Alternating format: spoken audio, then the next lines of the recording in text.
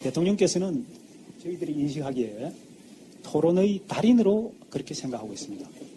하지만 저희들은 토론과는 익숙지 않은 그야말로 아마추어들입니다. 지금 정부는 참여 정부라고 하지만은 이번 인사에서는 검사들의 참여가 전혀 없는 정치권의 일방적인 밀실 인사라고 저희들은 그렇게 생각하고 있습니다.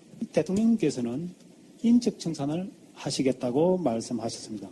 과거 독재 정권 하에서 있었던 인적 청산과 어떤 차이가 있는지 내가 잔재주나 가지고 여러분들하고 대화해서 여러분들을 제압하려고 하는 그런 그 인품의 사람으로 좀 비하하는 그런 뜻이 들어 있습니다.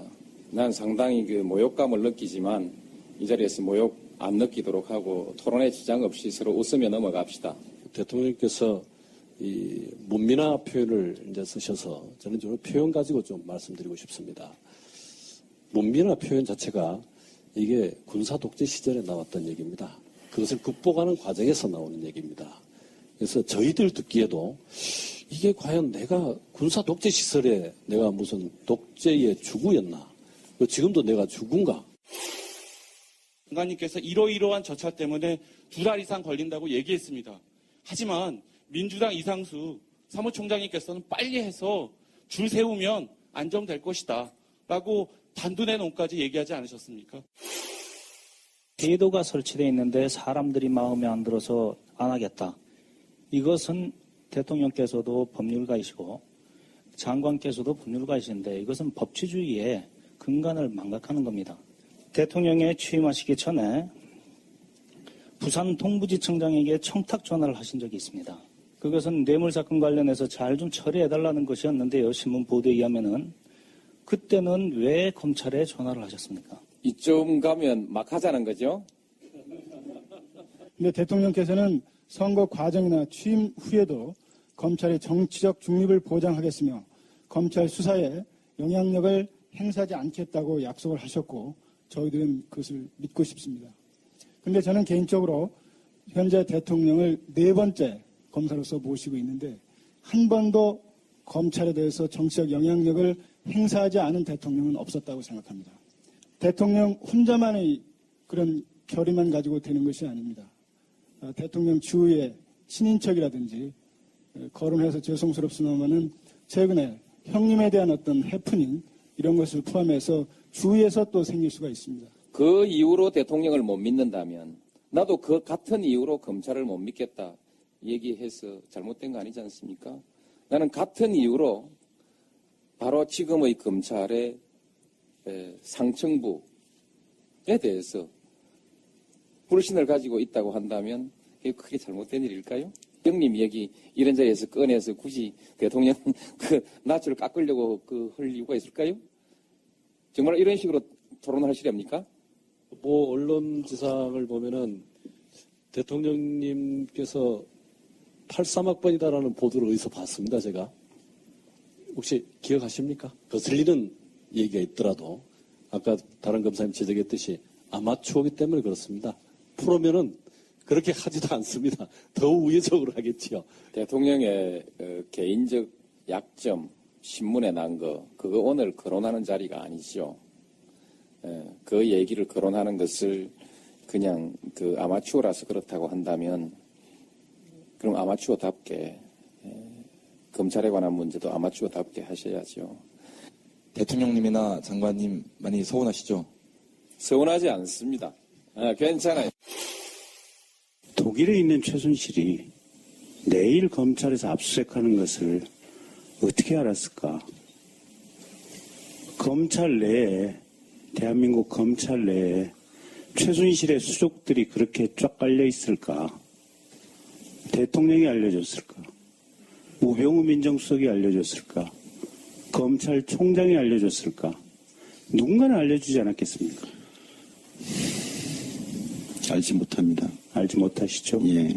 근데 어쨌든 이걸 계기로 해서 국민들께 이 얘기는 드리고 싶습니다. 저도 검사 출신이긴 하지만 이런 검찰, 이런 썩어빠진 검찰 때문에 대한민국이 여기까지 와 있는 겁니다. 그 얘기 드리고 싶습니다. 4대강 사업은 시작부터 끝까지 정상적인 사업이 아니었습니다. 우선 4대강 사업 혈세 낭비를 전면 재조사하겠습니다. 박근혜 정권이 추진하고 있는 4대강 관련 후속 사업을 중단하겠습니다. 권력기관을 청와대에서 철저히 독립시키겠다는 것이 이 정부의 약속인데 이미 세 차례나 감사가 이루어진 전 정권의 4대강 사업을 또 같은 기관에 감사시키는 것이 정치 감사가 아니고 무엇이겠습니까? 그동안 역대 정부에서 전임 정권의 과거를 청산하는 일을 반복해왔고 그 과정에서 국민적 분열도 심화됐던 것이 사실입니다. 이런 과거 정권 지우기 악순환의 고리를 끊을 필요가 있습니다. 이명박 전 대통령 측이 4대강 사업 정책감사 관련해 정치적 시비거리를 만들지 말라며 잡아떼기에 나섰다. 이명박 정부에서 이루어진 셀프 감사 결과를 가지고 큰소리친다고 그 말을 고지고대로 믿을 국민은 없다. 방송 중간에 좋아요를 눌러주시면 새날팀들에게 큰 힘이 됩니다. 미리 감사합니다. 지난주에 문재인 대통령 잘했으면 좋겠다가 87% 나왔었잖아요. 질문이 좀 달라. 잘하고 있습니까? 물었어요. 81.6%가 잘하고 있다. 문재인 대통령의 득표율은 41%였습니다. 그 사이에 2배 정도의 숫자가 문재인 대통령이 잘하고 있다고 칭찬을 해주고 있는 거예요. 이게 얼마나 대단한 수치냐면은 취임 1주차에 박근혜 취임 1주차 국정수행 지지도가 54.8이에요. 그렇죠. 예. 그리고 이명박의 지지도는 76.0. 81%는 사실상 역대 최고인 겁니다, 이게. 그러니까 외신에서는 인류에서 보기 드문 지지율이다. 이렇게 얘기한 것도 있고, 더더욱이 지지율이 40%였는데, 국정 지지율 초반에 이렇게 높은 지지율을 받은 사례가 없다. 이렇게 이제 보도되고 있고, 그리고 이제 더 심각한 것은 어쨌든 다른 야사당의 동반 추락이 굉장히 눈에 띄어요. 그러니까요. 예, 그게 굉장히 눈에 띄는데 민주당 지지율이 53.3% 정도인데요. 리얼미터가 조사한 거예요. 53.3% 최고치를 이뤘는데 이런 사례도 또 기록인 거죠. 없었죠, 과거에. 그리고 한국당이 12.4%, 국민의당이 7.7%, 바른정당이 6.8%, 정의당이 6.6%인데 바른정당과 바로 턱 밑에 있죠.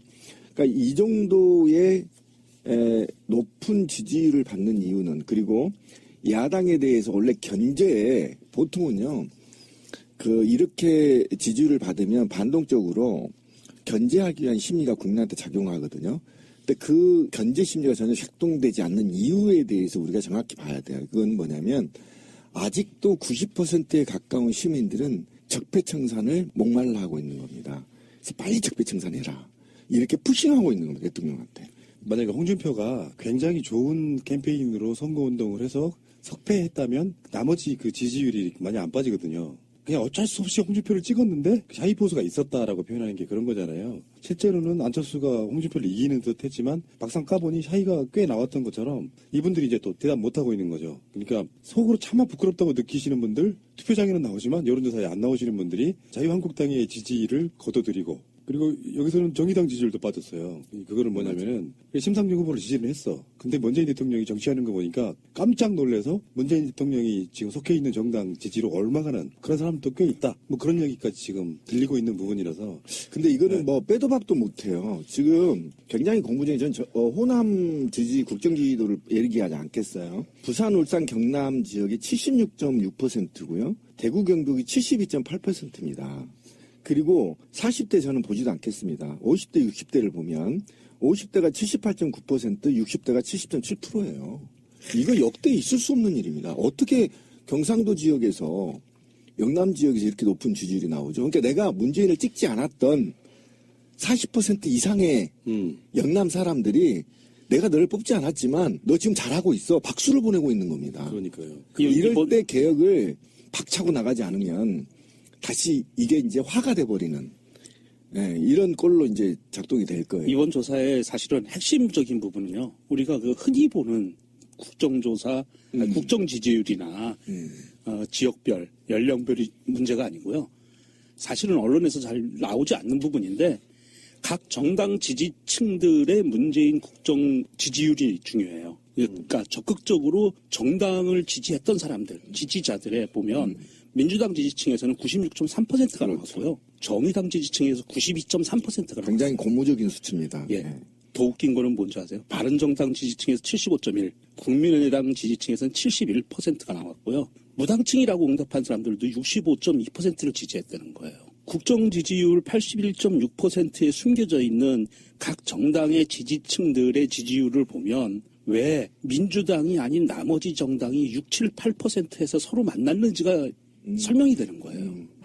그러니까 나는 이 정당을, 내가 선호하는 정당을 지지했지만 지금 보니까 문재인 대통령이 너무 잘해.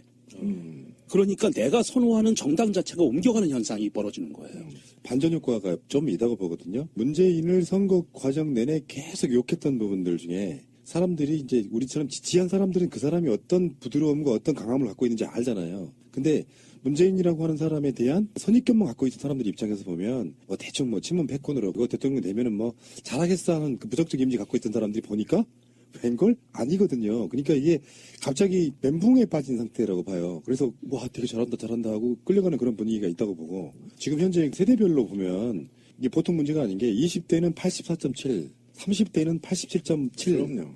40대는 88.7, 50대는 78.9, 60대도 70.7이니까 저는 오히려 겁납니다. 왜 겁이 나냐면은 어느 날 이런 지지를 보내다가 급격하게 어떤 프레임에 빠져서 진실을 떠나서 지지를 처리하게 되는 국민들이 생길까 봐 오히려 겁날 정도로 너무 좋은 상태. 그러니까 이런 건 있긴 해요. 진짜 세용지마 이론인데 걱정 사사는 걸 수도 있는데 좋을 때 관리를 잘해야 된다. 박근혜가 초창기 때 우리 기억을 나보면 인수위 시절부터 굉장히 많은 논란들이 있어요. 초창기 때 장관들 7명인가 낙마하는 사태가 들이미는 사람들마다 다 하자투성이었잖아요. 그러면서 초장부터 삐끗하기 시작하거든요. 이런 부분들이 처음부터 이렇게 너무 분위기 좋을 때 민주당 선거 과정에서도 관계자들하고 이렇게 인터뷰를 해보면 정말로 분위기는 좋지만 조심스럽게 가자 붕 뜨지 말자 헛발질하지 말자 이렇게 하는 것처럼 이분이 꾸준히 이어가면 사실상 개혁에 굉장히 많은 동력이 되겠죠. 네, 저도 그렇게 보는데 걱정 안 해도 될 것 같아요. 왜 그러냐면 인사청문회도 지난 9년 동안 새누리당과 한나라당 그다음에 지금 바른정당과 자유한국당 소속 아이들이 얼마나 폐륜 행위고 얼마나 범죄가 많았는지 보통 우리가 그 장관 관료들 보통 뭐 기본 5범 그죠? 기본 5범이었잖아요. 그런데 지금 문재인 정부 관료 후보들을 보면 사소한 것들입니다. 그리고 이것을 예를 들면 이런 거예요. 자유한국당 지지층에서 태극기 들고 지금도 대한문 앞에서 문재인 타도라고 외친 태극기 집회에서도 참여자 7명이 문재인이 잘한다는 거예요. 왜 그런지 아세요? 문재인 대통령이 가장 먼저 해소해야 될 문제가 청년 실업뿐만 아니라 노인 빈곤이에요. 문재인을 10명 중에 6명이 찍지 않은 그분들을 향해서 가장 좋은 정책을 내놔야 될 대통령이 바로 시급하게 내놔야 할 대통령이 노인 빈곤 문제란 말이에요. 이게 굉장히 심각하거든요. 우리나라에서 최고 심각한 문제입니다. 청년 실업보다. 이 문제를 해결할 수밖에 없기 때문에 이렇게 높은 지지를 보여주는 거거든요. 그러면 아무리 폐륜당이고 거지 같은 새끼들이다 하더라도 발목 잡지는 못할 거다. 합리적인 국민적 정서가 합리적으로 뒷받침되지 않는 이상 발목 잡다가 두고 보십시오. 역풍 맞습니다. 이거 지금 한국당 지지율이 한 12% 나오는데 제가 볼 때는 박근혜 지지율보다 더 떨어질 겁니다. 만약에 그렇게 발목 잡을 때는. 그래서 제가 볼 때는 지금 자유한국당 내부에서도 이유 없는 발목 잡기는 안 하겠다. 이렇게 얘기한 것을 보면 자유한국당도 그동안에 자기들이 해온 짓이 있어서 문재인 정부가 성공했길 바란다라는 게 굉장히 높다고 봐요. 그렇게라도 하지 않으면 안 되는 그럼요. 입장인데 네. 언론의 보도가 크게 많이 안 되고 문재인 정부의 인사라든지 화제가 되면서 묻히는 측면이 없잖아 있는데요. 발목 잡기는 지금도 이어지고 있다. 그래서 오늘은 그런 얘기를 한번 해볼까 합니다. 자, 발목 잡기 이야기하면은 다른 방송에서 어저께 4대강 이야기도 좀 했는데요. 이명박 측의 반응은 그거였어요. 이미 다 감사까지 끝났어. 괜히 시비거리 만들지 마. 사실 그게 발목 잡기거든요. 정부에 딴지 한번 걸어보는 거죠. 기분 나쁘다 이거지. 자기의 가장 급소를 찔리니까 뜨거워하고 이렇게 기분 나쁘다 이런 반응을 보이고 있는 것이고요. 일단 검찰 이야기부터 한번 해볼게요. 이건 좀 시간이 좀 지난 이야기긴 합니다만 지금 현재 제가 봤을 때는 그 각종 인사들 중에서 가장 내부적으로 대놓고 반발하는 게 전 검찰이라고 봐요. 맞아요. 일부 인사들이 지금 나서고 있잖아요. 그 이완규 같은 경우는 이런 거죠. 윤석열 서울중앙지검장의 임명이 재청권을 제대로 행사한 거냐. 이게 어떻게 된 거냐면 인사권자는 대통령인데 그 인사권을 발휘할 수 있게 제청해주는 사람이 법무부 장관인 거거든요. 예, 맞습니다. 근데 법무부 장관 자리가 비어 있어. 예, 공석이죠. 그래서 법무부 차관이 그걸 대신했단 말이에요. 네. 거기에 대한 딴지를 걸어요. 그 이완규가 예전에 노무현 대통령과의 검사들과의 대화에서도 딴지 걸었다는 바로 그 인물. 맞아요. 예. 이 부분이 법무부 장관이 없기 때문에 누가 인사제청을 했느냐라고 딴지를 걸었는데 공식적으로 청와대가 반응을 했어요. 장관이 없지만 차관이 퇴임 전에 제청을 했고 장관이 제청권자가 없을 경우에 차관한테 제청을 받는 것은 해도 되고 안 해도 되고 하는 임의 사항이기 때문에 큰 문제 없다. 그리고 우리는 차관한테 제청을 받았다라고 한마디에 끝내버렸죠. 더 이상 딴지를 못 거는 거죠. 거기에 대해서는. 권한대행이니까 그냥 차관이 아니고 권한대행이고 법적으로 다 법무부 장관이 거리 시에 차관이 권한대행하는 건 당연한 거잖아요. 네. 그게 법적으로 보장돼 있는 거고. 그래서 황교안이가 대통령 권한대행을 했고 대통령이 해야 될 일들을 지가 달아서 한 것처럼 거기에 대해서는 진짜 별로 할 말 없는 자들이 이렇게 딴지를 걸어요. 딴지를 건다는 게 대부분 그런 거거든요. 윤석열이 마음에 안 든다 이렇게 말 못하니까. 그렇죠. 절차에 하자가 없는지 궁금해? 그러니까 기본적으로 그런 마인드 갖고 있는 거예요. 이 방송 이제 전에 노무현 대통령과 검사들과의 대화를 제가 방송으로 좀 넣어놨는데요. 그거를 여러분들이 다시 한번 들어보셨겠지만 굉장히 새로우실 겁니다. 노무현 대통령은 검사들과의 대화 같은 자리를 사실은 만들 필요가 없었어요. 기존에 있던 대통령들 같으면. 반발해? 그럼 인사권으로 이야기해버리면 그만인 거거든요. 근데 거기다가 굳이 만들어 놓으니까 이게 왜 우리가 가끔씩 하는 그 표현들이 있잖아요. 대통령이 검사들하고 야 니들 이야기 좀 솔직히 한번 들어보자 했더니 막 노무현 대통령의 막 형님 물고 늘어지고 그러니까 하지 말아야 될 짓을 계속 하니까 노무현 대통령이 열받으셔가지고 막 하자는 거죠 라고 이야기를 했던 게 바로 그런 부분이었거든요. 그런 말 있잖아요. 왜 호의가 계속되면은 그게 권리인 줄 안다 이런 표현. 네. 그런 것처럼 뭔가 호의를 베풀어서 니들 이야기 한번 들어보자 라고 하니까 그 자리를 대통령이 되게 만만하게 보는 거기 해프닝이 그거 아니었어요? 학번 물어보는 거? 대학교도 안 가신 분한테 83학번이냐고 물어봤던 거죠. 그러니까 그런 것처럼 지금 그 김경진 의원하고 우병우하고의 그때 그 국회에서 청문회 때 보면은 그때 그런 얘기 하잖아요. 우병우가 다 모른대. 사실 우병우밖에 알 사람이 없는 이야기를 다 모른대. 그러니까 그 김경진 의원이 그런 얘기 하잖아요. 당신 같은 검사들 때문에 나라가 망가졌다. 그렇지. 물론 일부 10%건 5%건 억울한 지점이 있을 수 있겠지. 근데 이건 그렇게 봐야 됩니다. 무소불위의 권력을 가졌던 집단이 개혁을 당하려고 하니 자기들 간에 꼴 같자는 거예요. 이를테면 지금 이영렬 전 서울중앙지검장이 그래도 박근혜의 탄핵 그 시점에서 박근혜 수사를 주도한 사람이고 일종의 공이 있는 건데 어떻게 그 사람을 좌천시키느냐 하는 이야기거든요. 걔네들은 국민적 여론에 떠밀려가지고 억지로 했다는 게 바로 드러났고 결론적으로는 우병우하고의 짬짬이를 통해서 우병우만 불구속된 상태. 사실은 우병우는 불구속시킬 수밖에 없는 상태로 검찰이 기소했다. 특검이 털어준 것도 내용이 넣지 않았다 이렇게 나오고 있지 않습니까? 그런 측면. 이영렬은 정말 하고 싶어서 수사를 한 게 아니라 자기도 살려고 어쩔 수 없이 한 수사의 결과 다 구속시켰지만 우병우만큼은 구속 못 시키는 상태로 갔던 거거든요. 검찰국장하고 돈 봉투 주고받으면서. 이런 것들이 사실은 발목 잡기의 첫 번째 일환인 거예요. 반발하는 거. 검찰은 지금 이제 제가 볼 때는 아마 반발을 준비할 거예요. 왜 그러냐면 검찰 권력이 굉장히 오래돼 있고 권력화되어 있고 수군화되어 있기 때문에 굉장히 이제 반발이 있을 건데 지금 가장 큰 문제는 반발을 할 수 있는 자기들의 어떤 명분이 없어요. 그러니까 검찰이 그동안에 어차피 지금 노무현 정부에서부터 어쨌든 로스쿨 제도가 지금 말은 많지만 어쨌든 로스쿨로 반이 지금 채워져 있는 상태고 사법고시가 제가 알기로는 곧 지금 폐쇄되는 것으로 알고 있어서 그래서 어쨌든 에리트 중심으로 갔던 검찰들이 이제는 일반화되거나 또는 수준화되어 있는 거죠. 그런 측면에서 봤을 때 어쨌든 검찰이 이 정도가 내부의 망에 좀 올릴 정도의 반발 이외에는 크게 하지 못할 거다. 왜 그러냐면 직무실에서 섹스나 하고 자빠져 있고 길거리에서 딸딸이나 치고 있고 국민들은 온갖 적폐하겠다고 집회하고 있는데 지들은 돈봉투 잔치하고 여성 또 검찰들은 스폰서에서 또 연애하고 돈 받고 이런 검찰이 무슨 국민 앞에서 기소권 유지해 주세요 이렇게 얘기할 수 있는 명분이 있는 거냐? 있어요?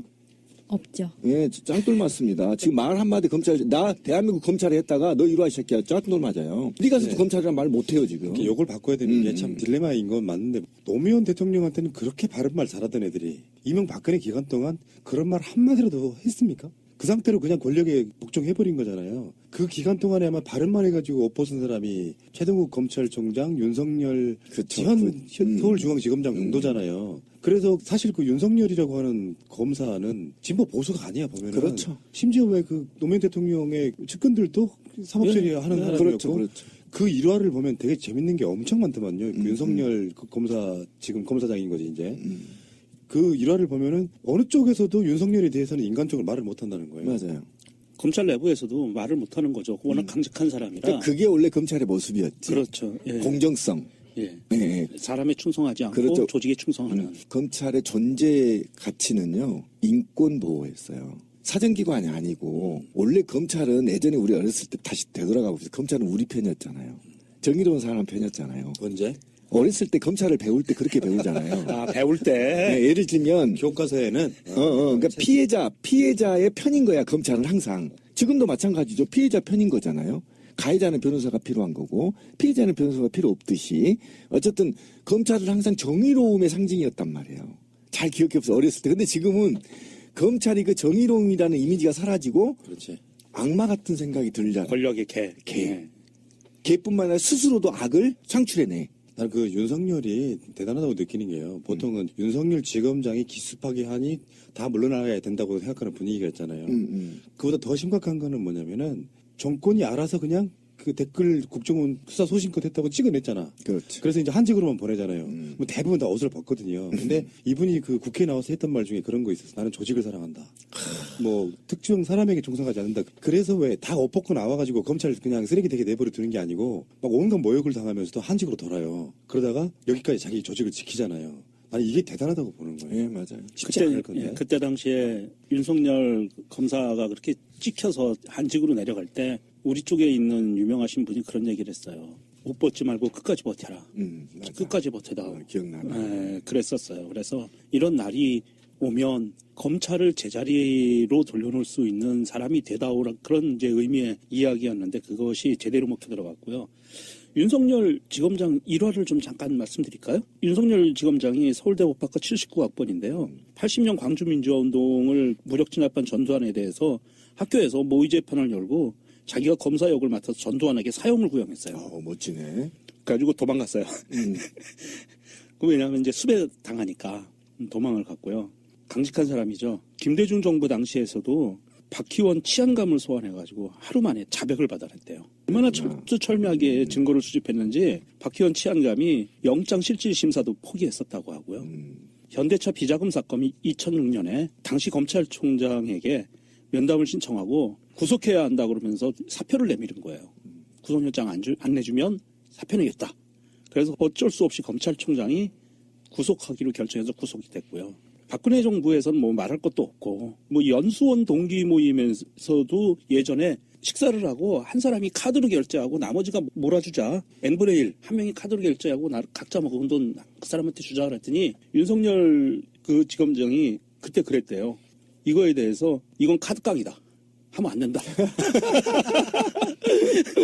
그래가지고 못했대요. 이 양반 심하네. 아주 쪼삐타기가 거의 문재인스러운 사람이에요. 아주 강직하신 분이네. 우리나라 검찰을 반석에 올려놓을 만한 분이세요. 우리 신비님하고는 비교할 수 없을 만큼. 이게 민주당의 박범계 의원이 있죠. 이 박범계 의원이 전직 판사였는데 연수원 동기래요. 예, 연수원 동기였고 이 박범계 의원이 페이스북에 이런 글을 썼었어요. 국회의원과 현직 검사가 사석에서 함께 있으면 정치 중립성이 훼손될 수 있다는 당연한 사실을 나에게 깨우쳐 주었다라고 이런 글도 쓰고요.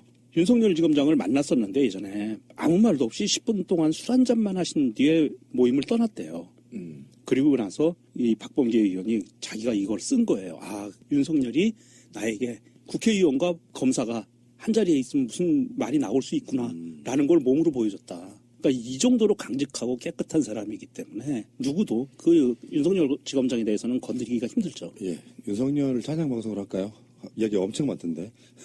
근데 근데 어쨌든 검찰은 윤석열의 뛰어난 청렴성이나 정의로움으로 바꿀 수 없다라는 게 제 생각이에요. 그러니까 윤석열뿐만 아니라 이 검찰 개혁은 대한민국 국민 깨어있는 힘이 모두 다 달라붙어야만 가능한 권력을 갖고 있다. 그리고 저는 제가 조국 교수님한테 쪽지를 보낸 답이 왔어요. 답이 왔는데 제가 한 가지만 부탁하겠습니다라고 했는데 계급을 다 없애주십시오. 공무원의 모든 계급을 없애주십시오라고 했을 때 손가락 큰 게 저한테 왔어요. 네. 그리고 다 엿먹을 아니야, 그치? 손가락 이렇게 크게 이제 엄지척이 왔어요? 한 건데. 가운데가 온 게 아니고. 거기에 제가 다시 확인해야겠다. 이게 뽑히고 아닌지 가운데 걸로. 그래서 제가 거기다 추가로 한 게 뭐냐면 윤석열은 절대 검찰을 개혁할 수 없어요.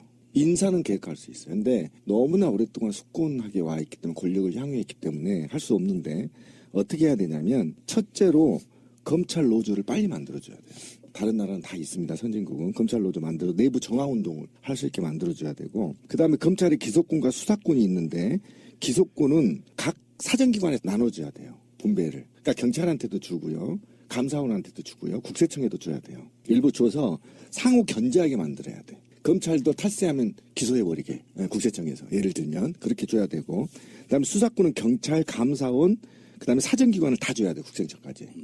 그러면 이게 서로 맞물려 예를 들면 제가 국세청 말단 공무원이에요.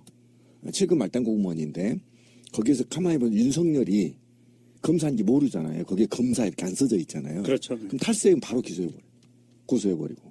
그러니까 그런 식으로 상호작용을 해야 된단 말이죠. 그래서 그런 전반적인 것을 좀 요구를 다시 제가 했어요. 했더니 또 이게 따봉이 안 왔어요. 아직까지. 사실 대한민국 검찰은 무소불위의 권력이었어요. 무섭습니다. 예, 검찰을 견제할 수 있는 시스템이 전혀 없습니다. 전무후무했죠. 그러니까 단지 단 하나 대통령으로부터만 견제받을 수 있는데 그러다 보니까 대통령의 뜻에만 따르는 사람을 쫓아가는 조직이 돼버렸어요.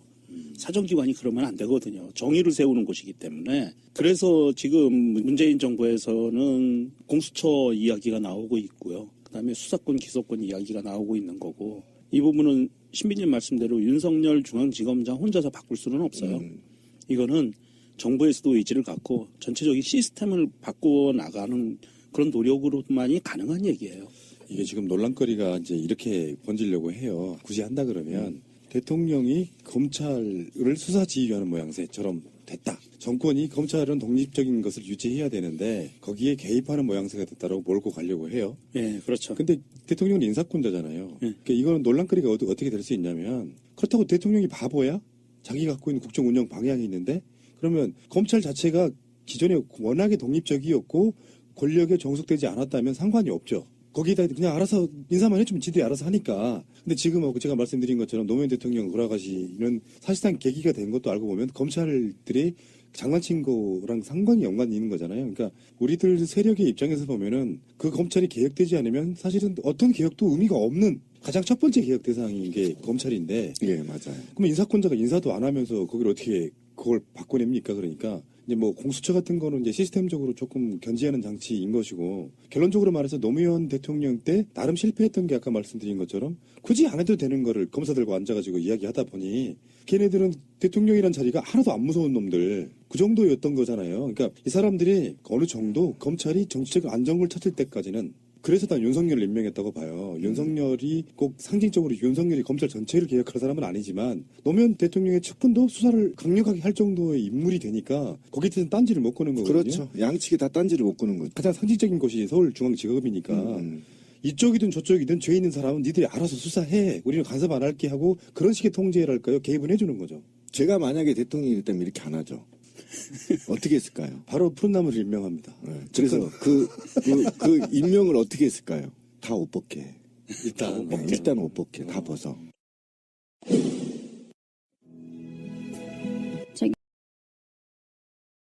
자유한국당 인사청문위원들은 이낙연 후보자가 청문회를 방해하고 있다고 주장했습니다. 이 후보자가 개인정보보호법 등을 핑계로 청문회법상 신상자료 제출 시한인 21일이 지나도록 범칙금 납부 내역이나 음주운전 기록 등을 내지 않았다는 겁니다. 이 때문에 자유한국당 일각에선 청문회 보이콧 주장이 나오고 지도부에서도 인준 불가론을 언급했습니다.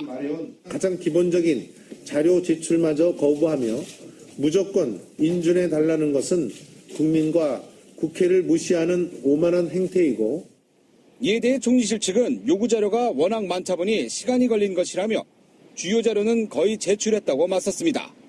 충돌이 거세지면서 자유한국당은 김희수 헌법재판소장 후보자에 대한 지명 철회까지 요구하고 나섰습니다.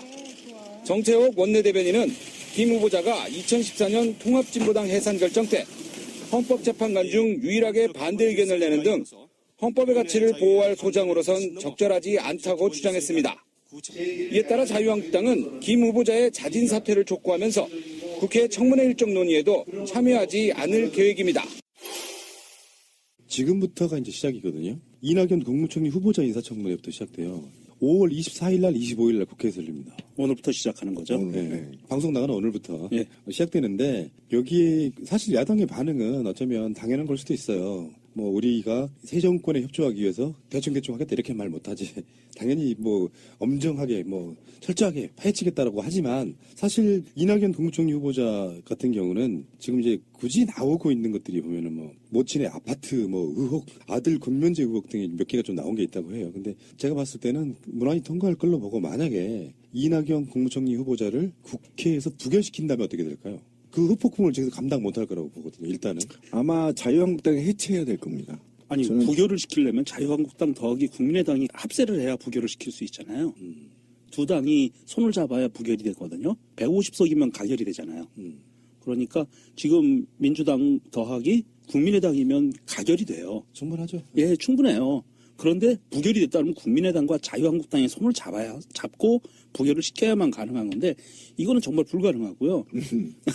있을 수가 없는 일이고, 이낙연 국무총리 내정자를 후보자를 부결시킨다 그러면 국민의당은 국회의원 배지들 다 내놔야 되는 상황이 벌어져요. 그러니까 이게 그냥 한 인사가 아니고요. 이분의 능력이나 인품도 있겠지만 사실상 국민의당 인사들과 가까울 수밖에 없는 전남도지사였어요. 맞아요. 그러니까 신의 한 수라고 말했던 건 뭐냐. 최소한 자유한국당 똘똘 뭉쳐서, 바른정당 똘똘 뭉쳐서 그렇게는 못하고, 제가 봤을 때 반대표 몇 표 안 나오는 정도로 통과가 될 건데, 사실은 역대급으로 깨끗한 거예요. 지금 나오는 그 의혹이라는 게 왜 결점이 없는 사람은 없기 때문에 뭐 뭔가로 나오겠지. 예를 들면 뭐 여기 계시는 분도 만약에 그 청문회에 나간다 그러면 온갖 것들이 다 의혹으로 나옵니다. 그렇죠.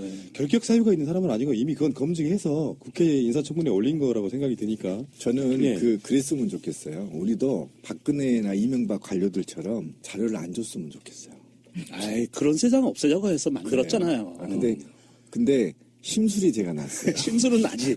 좀 사귀어요, 속으로. 예를 들면 우리 다 잊었어요. 그 약올림, 빡침을 잊었어요 벌써. 그 당일날 전에 여당 애들한테만 자료 주고 야당이 안 줬잖아요. 잊었어 벌써. 벌써 잊었어. 난 안 잊었어. 그 더러운 빡침을. 근데 그런 세상 없애자고. 근데 이낙연 이 양반은 영광 촌놈이에요. 영광 굴비. 아니, 세련되게 합시다. 촌놈 멋있잖아요. 촌놈이란 말 좋아해요. 근데 이분이 이제 만인지상의 자리에 올랐잖아요.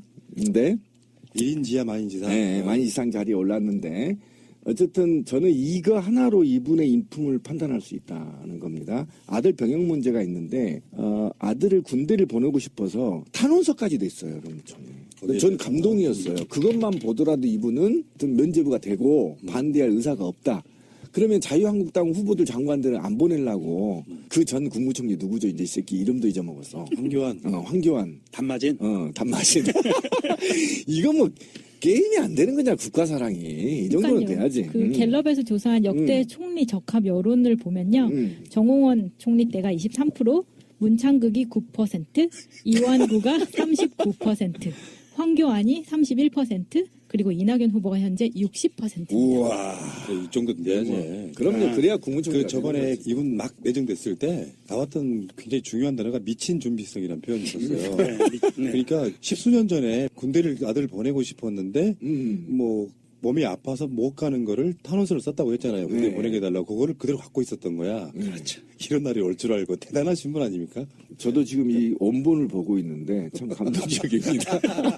우리 아버님하고 똑같아요. 제가 아버님한테 군대 가기 싫다고 빡빡 막 울고 그랬거든요. 그랬더니 너 이 새끼 전방에 가야 돼. 그래가지고 전방으로 갔는데 어쨌든. 그러니까 이제 그 새 정부가 들어서가지고 박근혜에게 협조했던 당들 이런 사람들이 뭔가 협조하는 자세로 뭐 형식적으로는 검증한다고 하겠지만 24일, 25일 날 인사청문회하고는 계속 이제 됩니다. 국정원장 서훈, 그다음에 김상조 공정거래위원장 이런 분들 계속 지금 청문회가 이어질 거고요. 다음에 이제 인사청문회는 그렇다 치고 앞으로 계속 될 테니까 앞으로 2달 내내 인사청문회 할 거예요. 그렇죠. 장관들 포함하면은. 그런데 이제 29일부터요. 6월 임시국회가 열려요. 5월 29일부터 임시국회가 열리는데 여기에 지금 자유한국당 등이 얼마나 협조될 것이냐에 대한 그 키들이 나와 있는데 일단 이번에 문재인 대통령 그 지시사항 중에 하나 영세업자 카드 수수료 인하 그거 있고요. 다음에 미세먼지 대책, 다음에 검경 수사권 분리, 그리고 공공부문 일자리를 위한 10조 원 추경, 다음에 공수처 신설, 다음에 사드 뭐 이런 것들이 지금 국회 안에 지금 올라가 있는 거예요. 문재인 대통령이 야당 원내대표들 모아서 이렇게 식사도 하시고 인삼 전과도 이렇게 정갈하게 드시고 이렇게 됐는데 원래 정치인들은 실제로 그러면 내가 대통령한테 밥 한 끼 얻어먹었다고 가서 무조건 협조하겠다 이렇게는 말 못하지. 그렇지. 그러니까 협조할 건 협조하고 견제할 건 견제하겠다라고 이야기를 하겠죠 항상. 근데 그게 실제로 어떤 마음이 더 들어있는지는 6월 임시국회를 한번 봐야 아는 것이고요. 가장 제가 봤을 때는 중요한 게 반발하고 있는 것들이 있어요. 10조 원 추경평선. 문재인 대통령이 1호로 한 일이 그 일자리위원회 설치한 거였잖아요. 예. 그렇죠. 그러면 보통 이제 정권이라고 하는 것이 국민에 의해서 당선된 대통령이 1호로 뭔가를 했으면은 사실은 그게 공약사항이잖아요. 그러면 야당들이 그걸 협조를 해줘야 되거든요. 그것이 상대가 대통령 당선을 인정하는지 안 하는지 발목 잡힌지 아닌지를 가늠해 볼 수 있는 대표적인 잣대가 되는 거거든요. 4대 강의해가지고 22조 원 처발하겠다는 것도 아니고 10조 원을 추가 경정 예산을 투입해가지고 일자리 만들겠다고 하는 거고 대의도 나쁘지 않잖아요. 네. 그럼 이걸 협조해줘야 되는데 지금 야당들이 벼르고 있대 이런 것이 문제인 거예요. 그러니까 이게 문재인 대통령의 공약 사항을 이행하기 위한 추가 경정 예산 편성은 반대한다. 공식적으로 이렇게 지금 자유한국당과 국민의당에서 반응을 하고 있는데요.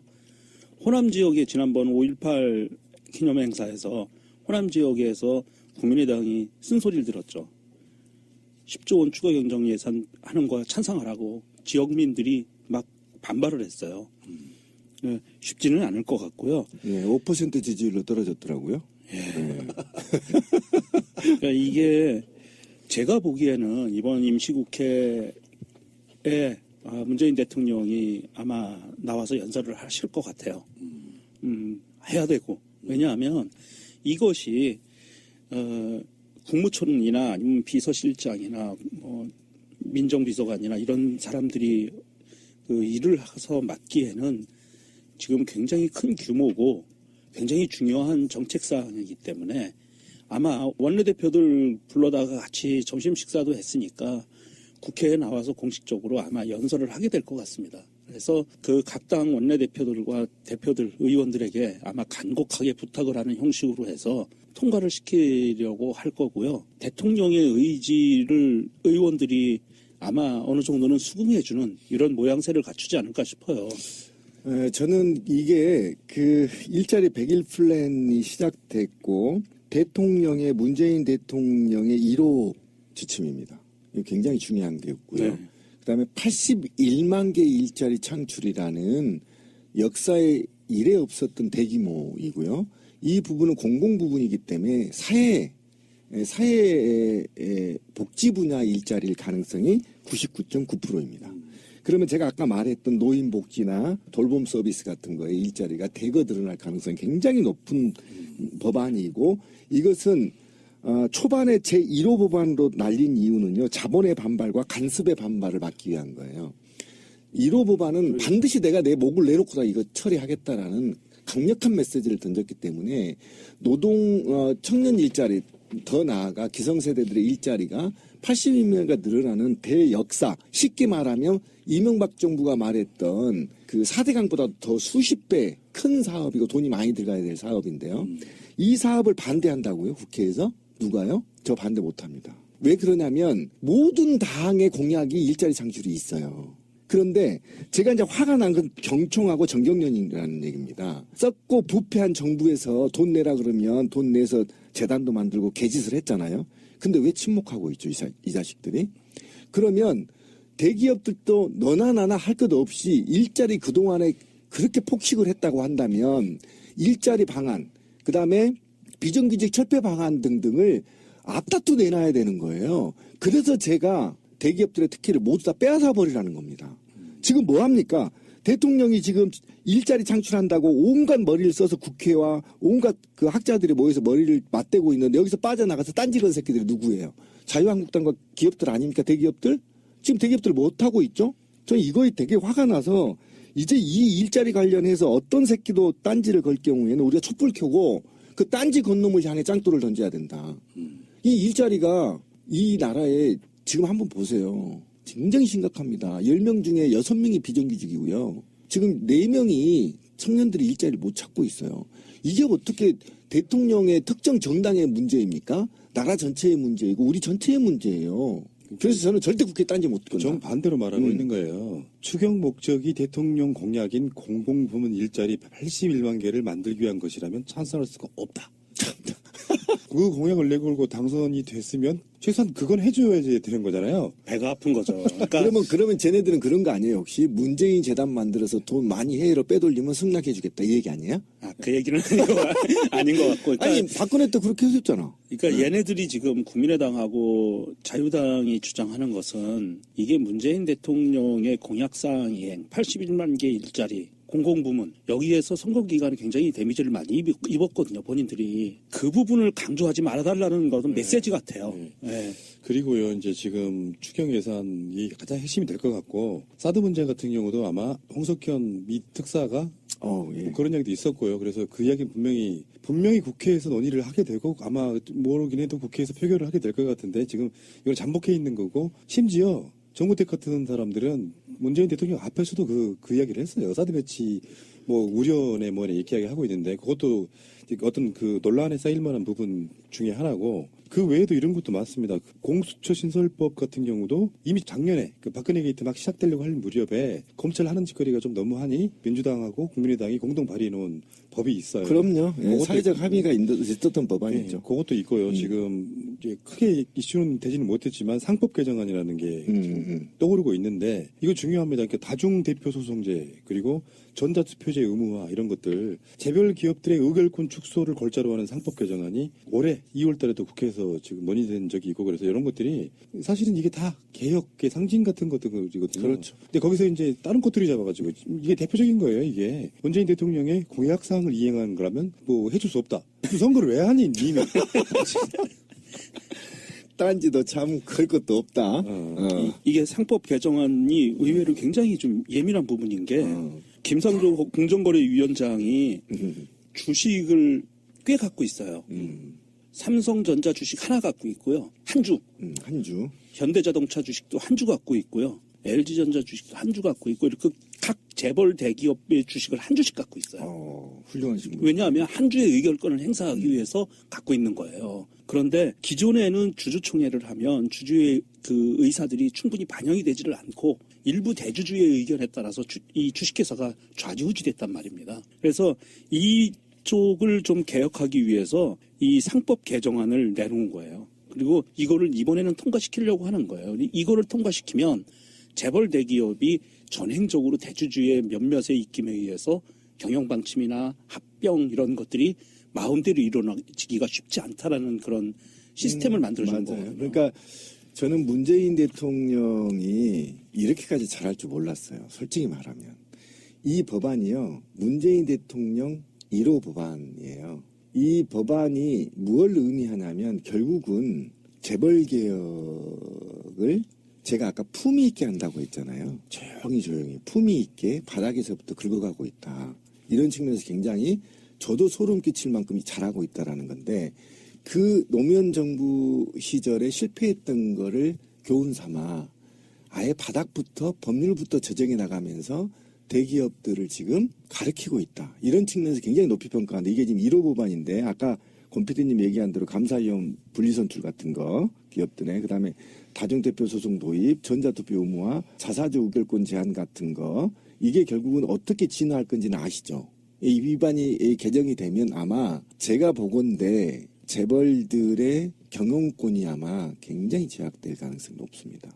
그리고 대를 이어가는 족벌 경영에 아마 마지막 정점은 족벌 경영을 할 수 없도록 만들 가능성이 굉장히 높은 법안이어서 의외로 이게 높이 평가받고 있지는 않지만 문재인 정부의 재벌개혁 의지에 기초를 지금 다지고 있다. 서서히 바탕을 다지고 있다. 이게 서서히 다져지기 시작하면 어느 순간 폭발적으로 힘을 발휘해서 경제 분야 쪽에서는 굉장히 지금 혁신적으로 혁명적으로 개혁될 거다라는 걸 그래서 저는 놀랐어요. 이렇게까지 섬세하게 준비하셨구나. 그 짧은 시간에. 소름 끼친다니까. 네, 소름 끼칩니다. 아까 나왔던 이야기 중에 이제 사드 문제 같은 경우도 사실상 지금 더 이상 성주에서 올라오는 소식들이 거의 없는 상태잖아요. 대통령이 딱 당선되고 나니까 한미인구도 뭘 못하는 거예요. 지금 손 떨려가지고.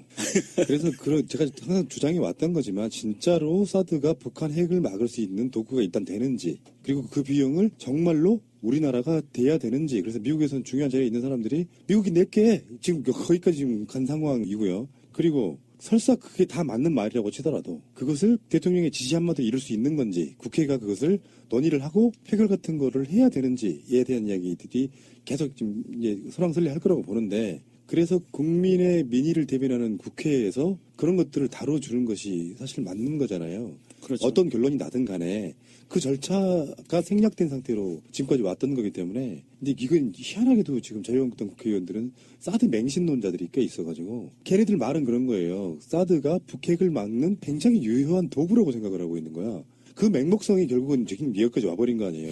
그러니까 한미의 불공정한 계약 때문에 사드가 한반도에 들어와도 그 일부의 토지를 미국한테 넘길 경우 소파 때문에 그 땅은 주권이 미국에 있다 이 주장이었어요. 새누리당과 박근혜 자유한국당 소속들의 지금도 그렇게 주장하고 있죠. 그래서 우리 양도한 땅에 사드가 들어오든 핵미사일이 들어오든 우리는 관여할 바 없다라는 것이 이 쓰레기 같은 아이들의 생각이에요. 그런데 첫 번째 이게 국회에서 논의됐든 통과되든 안 되든 우리 주권의 문제이고 우리 영주권의 문제이기 때문에 바로 국회에서 국민을 대변하는 대의기관에서 이걸 논의한 거, 그 논의 테이블로 끌어올린 것, 이 자체가 굉장히 높이 평가하거든요. 주권을 우리가 찾을 수도 있고 지금 우리가 몰아낼 수도 있다라는 의미를 갖고 있는 거고. 두 번째, 대통령이 이거는 제가 볼 때 이미 제가 전자에서 이거를 국회 논의 테이블로 끌어올린 것 자체가 아주 높이 평가하고.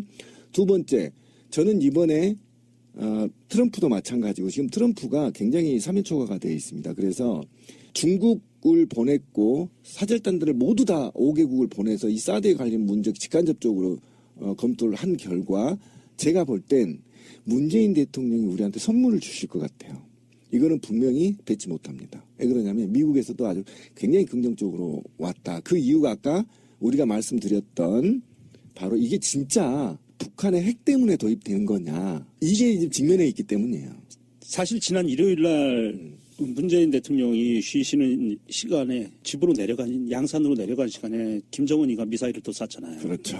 그래가지고 좀 한번 발칵 뒤집혔었는데 그 미사일을 쏘고 나서 제가 체킹을 해봤는데 종편에서 채널 A와 TV조선의 YTN까지 포함해서 일관적인 논지는 이거예요.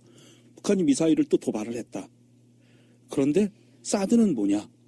사드는 고고도 방어 미사일이고 사드의 시스템은 이렇고 막 설명을 해요. 그리고 결론은 어떻게 내냐면 지금 김정은이 북한이 미사일을 쏜 게 대륙탄도 미사일이라면 사드는 그거 방어할 수 없다라고 결론을 내요. 채널A TV조선에서. 그러면 YTN 포함해서 그렇다면 아무리 보수적인 생각을 갖고 있고 자유한국당을 지지하던 사람들이라도 이제는 사드라는 시스템이 왜 들어온 거지라는 의심을 품기에는 충분한 분위기가 무르익어 간다. 저는 김정은이 참 나쁜 짓을 많이 하는데 대통령 쉬지 못하게. 그런데 이번에는 대통령 좀 쉴 땐 쉬어야지. 연차 휴가까지 냈는데 쉴 땐 쉬어야 되는데 이번에는 좀 이 미사일을 쏘아 올린 게 사드 불용론을 확산시킬 수 있는 계기를 만들어준 것 같다. 그런 좀 생각을 하고요. 아마 자유한국당에서는 계속 사드는 북핵 미사일 때문에 들어온 거야 라고 필요성을 주장하지만 언론도 이미 등을 돌렸고 그렇게 되면은 무작정 반대하기만은 쉽지 않다. 국회에서 논의 과정을 거쳐야 될 거다. 북한에서 이제 김정은이가 미사일 쏜 거는 이런 거라고 봐요. 제인이 형 나 좀 봐줘. 관심 끌기. 네, 그런 거라고 보고. 나 아직도 있어. 어린애들 그런 거라고 보고, 물론 이제 북핵의 의미는 우리가 방송을 여러 번 했기 때문에 설명을 더 드리는 건 좀 의미가 없다고 보고요. 지금 정의용 국가안보실장이 직전에 국가안보실장이 김관진이었잖아요. 네. 그 전에 안보실장이 김장수였어요. 맞아. 그러니까 별 출신의 국방부 장관까지 거친 사람들이 했던 자리예요. 예. 국가안보실장이. 예. 지금 이 양반이 외교 쪽이 외교통이죠. 인물이잖아요. 예. 이게 사드 문제랑도 상당히 연관이 있다고 보는 겁니다. 그 사드 배치 자체를 군사학적으로만 보면 미국과의 동맹관계가 우선이지만, 그렇죠. 예를 들어서 사드 배치가 결국에는 경제 쪽 중국과의 관계 같은 것들을 보면 굉장한 손해라는 측면이 있기 때문에 이거를 전쟁 군사학적으로 풀려고 하는 게 아니라 외교적으로 풀겠다는 일종의 신호 같은 거거든요. 만약에 또 그 자리에 국가안보실장에다가 군인 출신을 집어넣게 되면은 관점 자체는 국방에만 맞춰질 거라고 저는 보고요. 국가안보라는 게 경제안보도 있다. 이런 것까지 저는 함의가 포함되어 있다고 예, 맞아요. 우리 컴퓨터 정확히 찍었는데요. 이 정의용 이분이 원래 애무고시 출신이에요. 이분이 그러니까 미국과 사드와 관련된 군사적, 경제적, 역학적 관계에 두루두루 했는데 보세요. 미국 대사관 공사에 있었고 이스라엘 대사에 있었어요. 네, 그리고 국제노동기구 ILO도 있었고 현재 아시아 정당 국제회의 공동 3위 의장이거든요. 그러니까 정치로 풀겠다는 거예요. 그냥 임명한 게 아닌 것 같아요. 제가 볼 때는 적어도 이런 그가 과거에 미국 패권주의와 관련된 곳에서 근무했던 오랜 그도 친구들도 있고 있을 거 아닙니까? 그걸 바탕으로 하기 위해서 쭉 끌어올려 준 것 같아요. 그래서 이건 군사적 문제가 아니고 정치적 문제이고 그런 문제로 이제 끌어가겠다라는 의지를 보여준 게 바로 이 안보실장 내정인 것 같아요. 예, 지난 일요일 날 북한이 미사일 도발을 했을 때 우리가 눈여겨봐야 되는 게 이런 거예요. 그 전에 그 김관진이는 북한이 미사일을 도발하면 대통령 비서실장한테 먼저 보고를 했어요. 그런데 정의용 안보실장은 바로 대통령한테 보고를 했어요. 그 차이가 어떤 차이인가? 우리가 그 깨부시고 싶어하고 바꾸고 싶어했던 모습들이 이런 데서 나타나는 거예요. 대통령이 허수아비가 아닌 두 번째 결재권자가 아닌 대통령이 진정한 대통령으로 그 자리에서 업무를 볼 수 있는 그런 시스템이 만들어졌다는 거죠. 벌써. 김희수 헌재 소장 발표할 때 문재인 대통령이 나오잖아요. 그래서 이러이러한 이유로 사실 김희수 헌재 소장을 임명한 것도 어마어마한 사건이었거든요. 그것도 인상적이죠. 그러니까 소수견만 되던 바로 비슷한 소수견이 그래서 된 거죠. 예. 그 헌법재판관 중에 제대로 된 사람 한 명밖에 없다 했던 게 김희수잖아요. 근데 그 사람을 재판소장으로 임명해요. 거기까지는 그런가 보다 했어. 문재인 스타일이니까 뭐. 근데 마지막에 질문 있으십니까? 이렇게 그러니까 청와대 일정 때문에 대통령이 질문을 안 받기로 돼 있었답니다. 예, 그러셨어요. 본인이 이제 헌재소장이라고 하는 헌법기관의 장을 이제 직접 발표를 해야 되는 자리에 나왔는데 그냥 거기가 껄쩍지근한 거죠. 그러니까 질문을 안 받는다고 미리 기자회견장에 나와 있어요. 먼저 뭐 공지를 하고 문재인 그렇죠. 대통령이 했단 말이에요. 근데 질문 있으십니까 하니까 일단 사회자가 당황. 기자들은 멘붕. 준비가 안 됐어. 뭘 물어볼지 생각을 못하고 있는. 그러니까 그 행위도 굉장히 문재인 대통령의 인품을 볼 수 있었던 거예요. 첫 번째, 문재인 대통령이 직접 헌재 소장의 이름을 발표하는 거. 이거 첫 번째 애우. 두 번째, 질문을 하라 기자들한테 직접 얘기한 것도 그보다 더 높은 헌재를 애우하는 차원에서 굉장히 높게 받들었다. 전 대통령이 헌재를. 그러니까 헌재 앞으로 어떻게 가야 될 방향이 철학이 거기에 숨어 있다. 내가 너희들 이렇게 애우를 해줬어. 예, 대통령으로서 통수권자로서. 그래서 저는 오히려 대통령 위에 올려놨다. 그동안에 헌재가 굉장히 이제 상당히 국민으로부터 굉장히 시탄을 받았지 않습니까? 그런데 이 건 하나로 다시 헌재가 정말 인권을 보호하고 이 나라의 정의를 지키는 마지막 보류의 성지까지는 않더라도 그래도 애우는 다 했다. 대통령을 할 수 있는 애우는 다 했다. 그런 측면에서 굉장히 문재인 대통령의 인품이 굉장히 뛰어나다. 저는 그렇게 봅니다. 김희수 헌재소장의 이력을 좀 잠깐 숨겨져 있는 이력을 말씀드릴게요.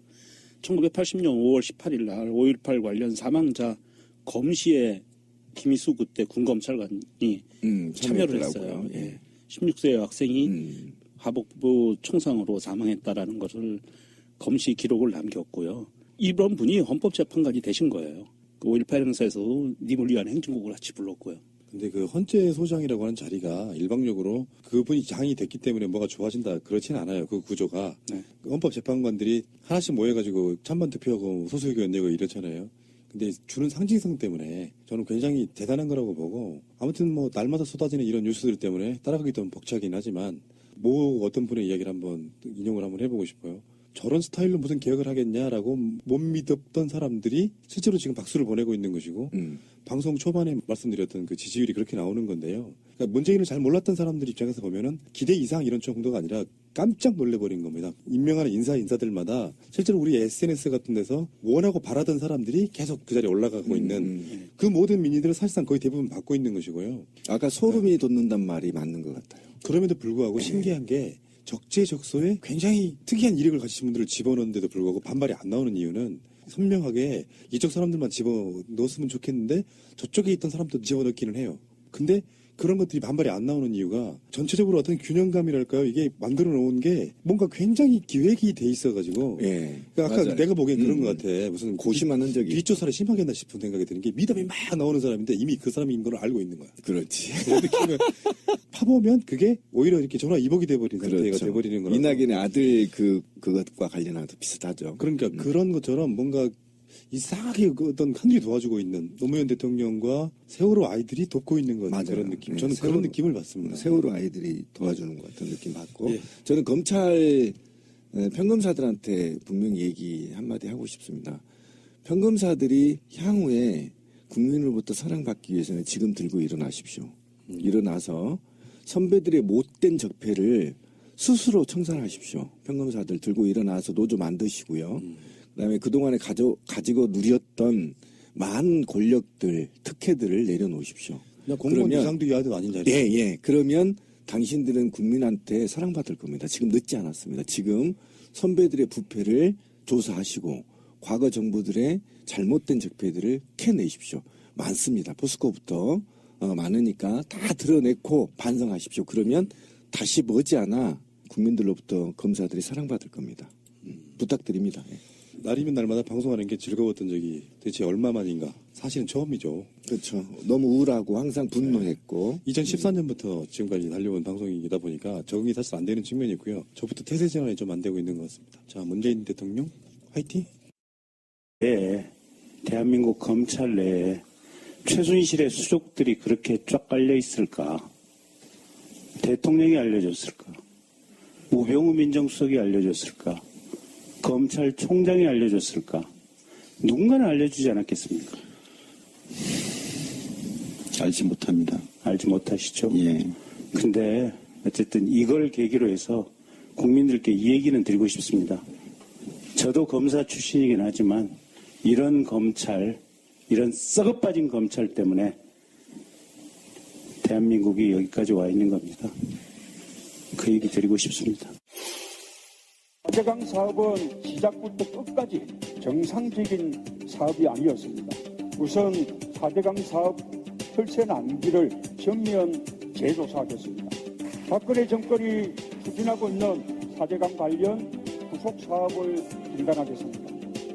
권력기관을 청와대에서 철저히 독립시키겠다는 것이 이 정부의 약속인데 이미 세 차례나 감사가 이루어진 전 정권의 4대강 사업을 또 같은 기관에 감사시키는 것이 정치 감사가 아니고 무엇이겠습니까? 그동안 역대 정부에서 전임 정권의 과거를 청산하는 일은 반복해왔고 그 과정에서 국민적 분열도 심화됐던 것이 사실입니다. 이런 과거 정권 지우기 악순환의 고리를 끊을 필요가 있습니다. 이명박 전 대통령 측이 4대강 사업 정책감사 관련해 정치적 시비거리를 만들지 말라며 잡아떼기에 나섰다. 이명박 정부에서 이루어진 셀프 감사 결과를 가지고 큰소리친다고 그 말을 고지고대로 믿을 국민은 없다. 방송 중간에 좋아요를 눌러주시면 새날팀들에게 큰 힘이 됩니다. 미리 감사합니다. 지난주에 문재인 대통령 잘했으면 좋겠다가 87% 나왔었잖아요. 질문이 좀 달라. 잘하고 있습니까? 물었어요. 81.6%가 잘하고 있다. 문재인 대통령의 득표율은 41%였습니다. 그 사이에 2배 정도의 숫자가 문재인 대통령이 잘하고 있다고 칭찬을 해주고 있는 거예요. 이게 얼마나 대단한 수치냐면은 취임 1주차에 박근혜의 취임 1주차 국정수행 지지도가 54.8이에요. 그렇죠. 예. 그리고 이명박의 지지도는 76.0. 81%는 사실상 역대 최고인 겁니다, 이게. 그러니까 외신에서는 인류에서 보기 드문 지지율이다. 이렇게 얘기한 것도 있고, 더더욱이 지지율이 40%였는데 국정 지지율 초반에 이렇게 높은 지지율을 받은 사례가 없다. 이렇게 이제 보도되고 있고, 그리고 이제 더 심각한 것은 어쨌든 다른 야사당의 동반 추락이 굉장히 눈에 띄어요. 그러니까요. 예, 그게 굉장히 눈에 띄는데 민주당 지지율이 53.3% 정도인데요. 리얼미터가 조사한 거예요. 53.3% 최고치를 이뤘는데 이런 사례도 또 기록인 거죠. 없었죠, 과거에. 그리고 한국당이 12.4%, 국민의당이 7.7%, 바른정당이 6.8%, 정의당이 6.6%인데 바른정당과 바로 턱 밑에 있죠. 그러니까 이 정도의 높은 지지율을 받는 이유는, 그리고 야당에 대해서 원래 견제에 보통은요, 이렇게 지지율을 받으면 반동적으로 견제하기 위한 심리가 국민한테 작용하거든요. 근데 그 견제 심리가 전혀 작동되지 않는 이유에 대해서 우리가 정확히 봐야 돼요. 그건 뭐냐면 아직도 90%에 가까운 시민들은 적폐청산을 목말라 하고 있는 겁니다. 그래서 빨리 적폐청산해라. 이렇게 푸싱하고 있는 겁니다. 대통령한테. 만약에 홍준표가 굉장히 좋은 캠페인으로 선거운동을 해서 석패했다면 나머지 그 지지율이 많이 안 빠지거든요. 그냥 어쩔 수 없이 홍준표를 찍었는데 샤이보수가 있었다라고 표현하는 게 그런 거잖아요. 실제로는 안철수가 홍준표를 이기는 듯 했지만 막상 까보니 샤이가 꽤 나왔던 것처럼 이분들이 이제 또 대답 못하고 있는 거죠. 그러니까 속으로 차마 부끄럽다고 느끼시는 분들, 투표장에는 나오지만 여론조사에 안 나오시는 분들이 자유한국당의 지지를 거듭 대학교도 안 가신 분한테 83학번이냐고 물어봤던 거죠. 그러니까 그런 것처럼 지금 김경진 의원하고 우병우하고의 그때 국회에서 청문회 때 보면은 그때 그런 얘기 하잖아요. 우병우가 다 모른대. 사실 우병우밖에 알 사람이 없는 이야기를 다 모른대. 그러니까 김경진 의원이 그런 얘기 하잖아요. 당신 같은 검사들 때문에 나라가 망가졌다. 그렇지. 물론 일부 10%건 5%건 억울한 지점이 있을 수 있겠지. 근데 이건 그렇게 봐야 됩니다. 무소불위의 권력을 가졌던 집단이 개혁을 당하려고 하니 자기들 간에 꼴 같자는 거예요. 이를테면 지금 이영렬 전 서울중앙지검장이 그래도 박근혜의 탄핵 그 시점에서 박근혜 수사를 주도한 사람이고 일종의 공이 있는 건데 어떻게 그 사람을 좌천시키느냐 하는 이야기거든요. 걔네들은 국민적 여론에 떠밀려가지고 억지로 했다는 게 바로 드러났고 결론적으로는 우병우하고의 짬짬이를 통해서 우병우만 불구속된 상태. 사실은 우병우는 불구속시킬 수밖에 없는 상태로 검찰이 기소했다. 특검이 털어준 것도 내용이 넣지 않았다 이렇게 나오고 있지 않습니까? 그런 측면. 이영렬은 정말 하고 싶어서 수사를 한 게 아니라 자기도 하려고 어쩔 수 없이 한 수사의 결과 다 구속시켰지만 우병우만큼은 구속 못 시키는 상태로 갔던 거거든요. 검찰국장하고 돈 봉투 주고받으면서. 이런 것들이 사실은 발목 잡기의 첫 번째 일환인 거예요. 반발하는 거. 검찰은 지금 이제 제가 볼 때는 아마 반발을 준비할 거예요. 왜 그러냐면 검찰 권력이 굉장히 오래돼 있고 권력화되어 있고 수군화되어 있기 때문에 굉장히 이제 반발이 있을 건데 지금 가장 큰 문제는 반발을 할 수 있는 자기들의 어떤 명분이 없어요. 그러니까 검찰이 그동안에 어차피 지금 노무현 정부에서부터 어쨌든 로스쿨 제도가 지금 말이 많지만 어쨌든 로스쿨로 반이 지금 채워져 있는 상태고 사법고시가 제가 알기로는 곧 지금 폐쇄되는 것으로 알고 있어서 그래서 어쨌든 에리트 중심으로 갔던 검찰들이 이제는 일반화되거나 또는 수준화되어 있는 거죠. 그런 측면에서 봤을 때 어쨌든 검찰이 이 정도가 내부의 망에 좀 올릴 정도의 반발 이외에는 크게 하지 못할 거다. 왜 그러냐면 직무실에서 섹스나 하고 자빠져 있고 길거리에서 딸딸이나 치고 있고 국민들은 온갖 적폐하겠다고 집회하고 있는데 지들은 돈봉투 잔치하고 여성 또 검찰들은 스폰서에서 또 연애하고 돈 받고 이런 검찰이 무슨 국민 앞에서 기소권 유치해 주세요 이렇게 얘기할 수 있는 명분이 있는 거냐? 있어요? 없죠. 예, 짱돌 맞습니다. 지금 말 한마디 나 대한민국 검찰에 했다가 너 이리 와 이 새끼야. 짱돌 맞아요. 어디 가서도 검찰이란 말 못해요 지금. 욕을 바꿔야 되는 게 참 딜레마인 건 맞는데 노무현 대통령한테는 그렇게 바른 말 잘하던 애들이 이명박근혜 기간 동안 그런 말 한마디라도 했습니까? 그 상태로 그냥 권력에 복종해버린 거잖아요. 그 기간 동안에 아마 바른 말 해가지고 옷 벗은 사람이 최동욱 검찰총장, 윤석열 현 서울중앙지검장 정도잖아요. 그래서 사실 그 윤석열이라고 하는 검사는 진보 보수가 아니야 보면은. 그렇죠. 심지어 왜 그 노무현 대통령의 측근들도 사법처리하는 사람이었고. 그렇죠, 그렇죠. 그 일화를 보면 되게 재밌는 게 엄청 많더만요. 그 윤석열 그 검사 지금 검사장인 거지 이제. 그 일화를 보면은 어느 쪽에서도 윤석열에 대해서는 인간적으로 말을 못 한다는 거예요. 맞아요. 검찰 내부에서도 말을 못하는 거죠. 워낙 강직한 사람이라. 그러니까 그게 원래 검찰의 모습이었지. 그렇죠. 예. 공정성. 예. 예. 사람에 충성하지 않고 그렇죠. 조직에 충성하는. 검찰의 존재 가치는요, 인권 보호였어요. 사정기관이 아니고, 원래 검찰은 예전에 우리 어렸을 때 다시 되돌아가고 있어요. 검찰은 우리 편이었잖아요. 정의로운 사람 편이었잖아요. 언제? 어렸을 때 검찰을 배울 때 그렇게 배우잖아요. 아, 배울 때? 네, 예를 들면. 교과서에는. 그러니까 피해자의 편인 거야, 검찰은 항상. 지금도 마찬가지죠. 피해자 편인 거잖아요. 가해자는 변호사가 필요한 거고, 피해자는 변호사가 필요 없듯이, 어쨌든, 검찰은 항상 정의로움의 상징이었단 말이에요. 잘 기억해 보세요. 어렸을 때. 근데 지금은, 검찰이 그 정의로움이라는 이미지가 사라지고, 그렇지. 악마 같은 생각이 들잖아. 권력의 개. 개뿐만 아니라 스스로도 악을 창출해내. 난 그 윤석열이 대통령께서는 저희들이 인식하기에 토론의 달인으로 그렇게 생각하고 있습니다. 하지만 저희들은 토론과는 익숙지 않은 그야말로 아마추어들입니다. 지금 정부는 참여 정부라고 하지만은 이번 인사에서는 검사들의 참여가 전혀 없는 정치권의 일방적인 밀실 인사라고 저희들은 그렇게 생각하고 있습니다. 대통령께서는 인적 청산을 하시겠다고 말씀하셨습니다. 과거 독재 정권 하에서 있었던 인적 청산과 어떤 차이가 있는지 내가 잔재주나 가지고 여러분들하고 대화해서 여러분들을 제압하려고 하는 그런 그 인품의 사람으로 좀 비하하는 그런 뜻이 들어 있습니다. 난 상당히 그 모욕감을 느끼지만 이 자리에서 모욕 안 느끼도록 하고 토론에 지장 없이 서로 웃으며 넘어갑시다. 대통령께서 이 문민화 표현을 이제 쓰셔서 저는 좀 표현 가지고 좀 말씀드리고 싶습니다. 문민화 표현 자체가 이게 군사 독재 시절에 나왔던 얘기입니다. 그것을 극복하는 과정에서 나오는 얘기입니다. 그래서 저희들 듣기에도 이게 과연 내가 군사 독재 시설에 내가 무슨 독재의 주구였나? 지금도 내가 주군가? 장관님께서 이러이러한 절차 때문에 2달 이상 걸린다고 얘기했습니다. 하지만 민주당 이상수 사무총장님께서는 빨리 해서 줄 세우면 안정될 것이다 라고 단둔의 논까지 얘기하지 않으셨습니까? 제도가 설치되어 있는데 사람들이 마음에 안 들어서 안 하겠다. 이것은 대통령께서도 법률가이시고 장관께서도 법률가이신데 이것은 법치주의의 근간을 망각하는 겁니다. 대통령에 취임하시기 전에 부산 동부지청장에게 청탁 전화를 하신 적이 있습니다.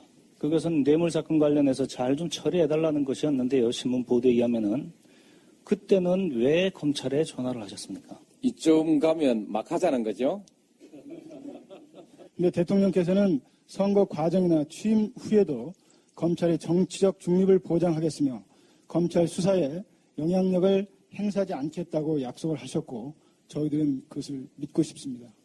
그런데 저는 개인적으로 현재 대통령을 4번째 검사로서 모시고 있는데 한 번도 검찰에 대해서 정치적 영향력을 행사하지 않은 대통령은 없었다고 생각합니다.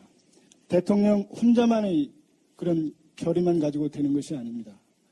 대통령 주위의 친인척이라든지 거론해서 죄송스럽습니다만은 최근에 형님에 대한 어떤 해프닝 이런 것을 포함해서 주위에서 또 생길 수가 있습니다. 그 이유로 대통령을 못 믿는다면 나도 그 같은 이유로 검찰을 못 믿겠다 얘기해서 잘못된 거 아니지 않습니까?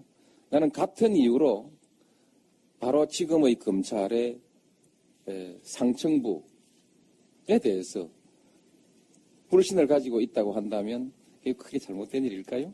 형님 얘기 이런 자리에서 꺼내서 굳이 대통령 그 낯을 깎으려고 할 이유가 있을까요? 정말 이런 식으로 토론을 하시렵니까? 뭐 언론지상을 보면은 대통령님께서 83학번이다라는 보도를 어디서 봤습니다, 제가. 혹시 기억하십니까? 거슬리는 얘기가 있더라도 아까 다른 검사님 지적했듯이 아마추어기 때문에 그렇습니다. 프로면은 그렇게 하지도 않습니다. 더 우회적으로 하겠지요. 대통령의 개인적 약점 신문에 난 거, 그거 오늘 거론하는 자리가 아니죠. 그 얘기를 거론하는 것을 그냥 그 아마추어라서 그렇다고 한다면, 그럼 아마추어답게, 검찰에 관한 문제도 아마추어답게 하셔야죠. 대통령님이나 장관님 많이 서운하시죠? 서운하지 않습니다. 괜찮아요. 독일에 있는 최순실이 내일 검찰에서 압수수색하는 것을 어떻게 알았을까? 검찰 내 대한문 앞에서 문재인 타도라고 외친 태극기 집회에서도 참여자 7명이 문재인이 잘한다는 거예요. 왜 그런지 아세요? 문재인 대통령이 가장 먼저 해소해야 될 문제가 청년 실업뿐만 아니라 노인 빈곤이에요.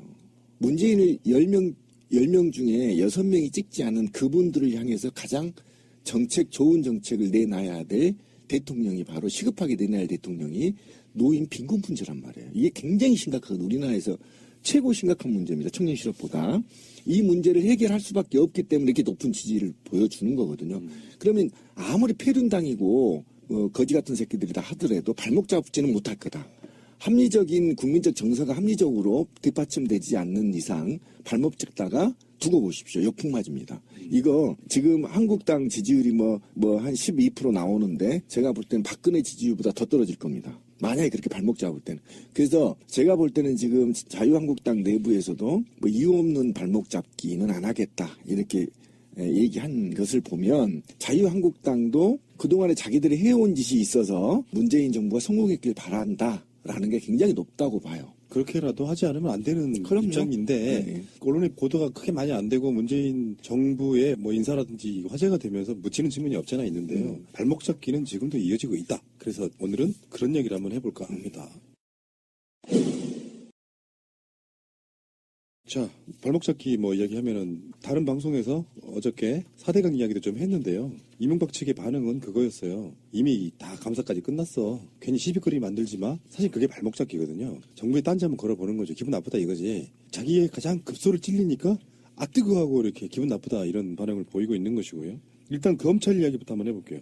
이건 좀 시간이 좀 지난 이야기긴 합니다만 지금 현재 제가 봤을 때는 그 각종 인사들 중에서 가장 내부적으로 대놓고 반발하는 게 전 검찰이라고 봐요. 맞아요. 일부 인사들이 지금 나서고 있잖아요. 그 이완규 같은 경우는 이런 거죠. 윤석열 서울중앙지검장의 임명이 재청권을 제대로 행사한 거냐. 이게 어떻게 된 거냐면 인사권자는 대통령인데 그 인사권을 발휘할 수 있게 제청해주는 사람이 법무부 장관인 거거든요. 예, 맞습니다. 근데 법무부 장관 자리가 비어있어. 예, 공석이죠. 그래서 법무부 차관이 그걸 대신했단 말이에요. 네. 거기에 대한 딴지를 걸어요. 그 이완규가 예전에 노무현 대통령과의 검사들과의 대화에서도 딴지 걸었다는 바로 그 인물. 이 부분이 법무부 장관이 없기 때문에 누가 인사제청을 했느냐라고 딴지를 걸었는데 공식적으로 청와대가 반응을 했어요.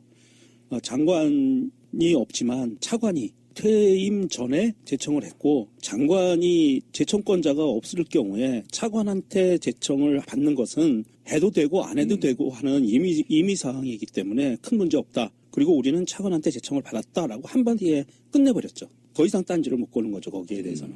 권한대행이니까 그냥 차관이 아니고 권한대행이고 법적으로 다 법무부 장관이 거리 시에 차관이 권한대행하는 건 당연한 거잖아요. 네. 그게 법적으로 보장돼 있는 거고. 그래서 황교안이가 대통령 권한대행을 했고 대통령이 해야 될 일들을 지가 달아서 한 것처럼 거기에 대해서는 진짜 별로 할 말 없는 자들이 이렇게 딴지를 걸어요. 딴지를 건다는 게 대부분 그런 거거든요. 윤석열이 마음에 안 든다 이렇게 말 못하니까. 그렇죠. 절차에 하자가 없는지 궁금해? 그러니까 기본적으로 그런 마인드 갖고 있는 거예요. 이 방송 전에 노무현 대통령과 검사들과의 대화를 제가 방송으로 좀 넣어놨는데요. 그거를 여러분들이 다시 한번 들어보셨겠지만 굉장히 새로우실 겁니다. 노무현 대통령은 검사들과의 대화 같은 자리를 사실은 만들 필요가 없었어요.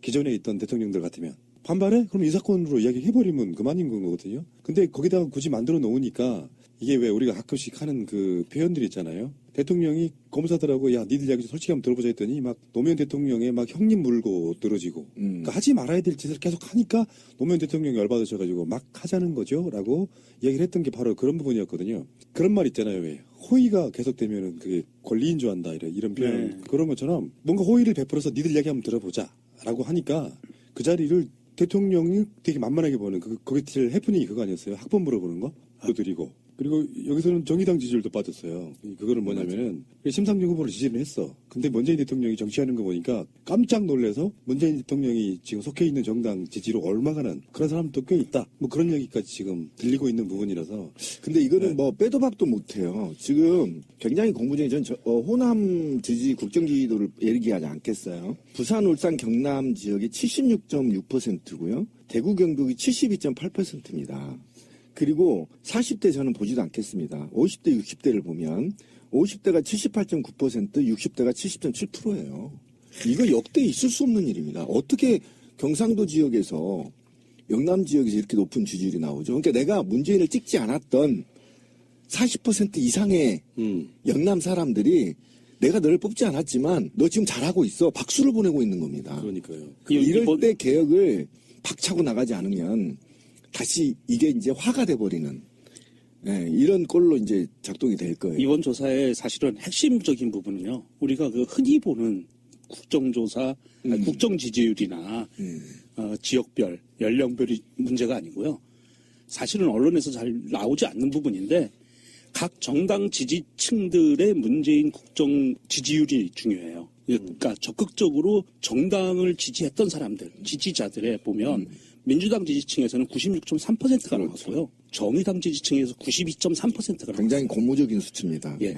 더 웃긴 거는 뭔지 아세요? 바른정당 지지층에서 75.1, 국민의당 지지층에서는 71%가 나왔고요. 무당층이라고 응답한 사람들도 65.2%를 지지했다는 거예요. 국정 지지율 81.6%에 숨겨져 있는 각 정당의 지지층들의 지지율을 보면 왜 민주당이 아닌 나머지 정당이 6, 7, 8%에서 서로 만났는지가 설명이 되는 거예요.